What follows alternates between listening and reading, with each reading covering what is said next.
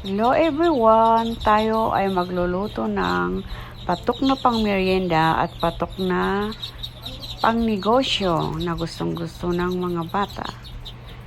Nagbalat ako dito ng 17 pieces na saging na saba.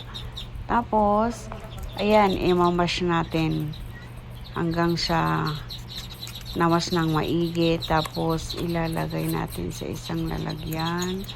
At maglalagay po tayo dito ng 2 cups na harina or all-purpose flour. Yan. Imasa-masa po natin. Ihalo-halo ng maigi hanggang sa mamasa. At yan.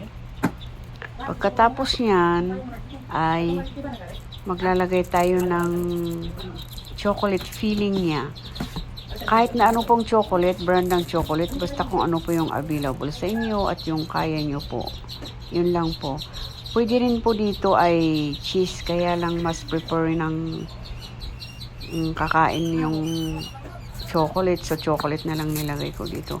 Again, sabi ko, kahit na ano pong brand ng chocolate, ha? Yung kahit na kung ano po yung meron sa inyo, yung available, ganun.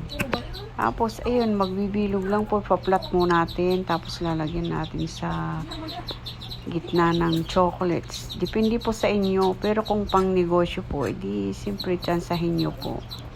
Para hindi naman po kayong malugi, ganun. Yan, lalagyan po na sa gitna, tapos, ito po ay pang merienda po kasi ng anak ko, kaya medyo malalaki yung nilagay ko. Pang merienda ng mga bata, pati matanda na rin. Ito ay itry nyo guys, masarap to guys. Kung gusto nyo naman pong maglagay ng ano, ako kasi hindi na po ako naglagay ng ano dyan kasi sobrang tamis na po yung chocolate. Kaya wala na po akong inilagay na ano dyan, na pang palasa, kundi yung chocolate na lang. Yan guys, binilong-bilong hanggang sa yan. Nilagyan ko lang sa ibabaw ng topping para ano hindi magdikit-dikit. Tapos nagpainit ako ng kawali na may mantika. Ayan, tapos ilalagay ko na yung mga nabilog kong anong tawag dito? Banana choco balls. Yan. At pwede na siyang hanguin kasi siya iluto na. Ito pang pagluluto ko dito guys ay mahina lang po yung apoy.